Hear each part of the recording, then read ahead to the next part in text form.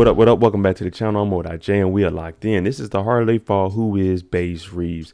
Now, in the movie, he's played by Delroy Lindo, who is another British actor, an amazing actor.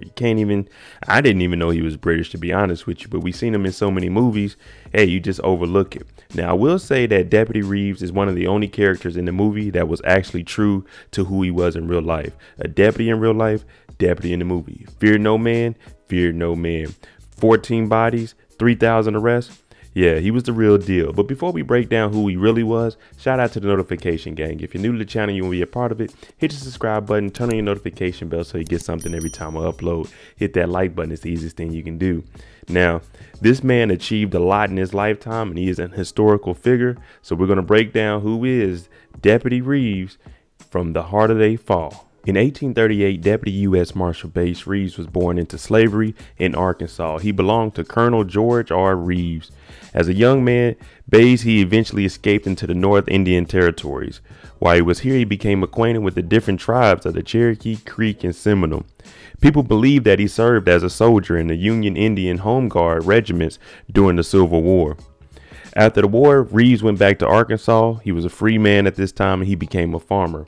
He also became a guide for the Deputy U.S. Marshals who worked out of Fort Smith. This is the same Fort Smith that Rufus Buck, Cherokee Bill were hung at. Now, the reason he became a guide for them is while he was out on the territories with these different tribes, he started to learn the area. Reeves also boasted that he knew the Indian Territory like a cook knows her kitchen. This allowed him to make money as a scout and a tracker of peace offers. In 1875, Judge Isaac Parker took over Fort Smith as a federal court judge. He then commissioned Reeves as a deputy U.S. Marshal. It's also believed that Reeves was the first African-American deputy U.S. Marshal commissioned west of the Mississippi.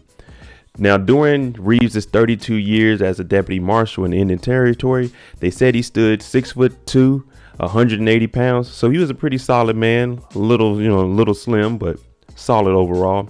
He became an expert with the pistol and the rifle. A police chief once stated that Reeves never feared facing any man. It's also noted that he killed 14 outlaws during his career. You've seen in the movie where one of the outlaws makes a bet on his right arm that he has more bodies than Reeves, and then his arm falls off during the movie because he ended up losing that bet. That's because Reeves actually killed 14 outlaws, and he arrested over 3,000 men and women during his career. It's also known that Reeves would bring in outlaws by himself, a whole gang. He was known to do that. You hear in the movie where he told Nat Love, I brought in Rufus Buck by myself. He was known for bringing in the biggest outlaws with the biggest warrant and bounty on them. He would do it. Unfortunately, Reeves passed away in January 12, 1910. But one of the stories that cements his legacy is he brought in his own son for murder once he received the warrant.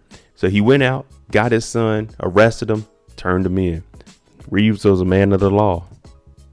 There you go, the Harder They Fall, who is Deputy Reeves. He was one of the most solid characters on the movie. He actually fit everything that he did in real life. Of course, he didn't cross paths with any of these gentlemen. He did work while some of them were, hung in Fort Smith.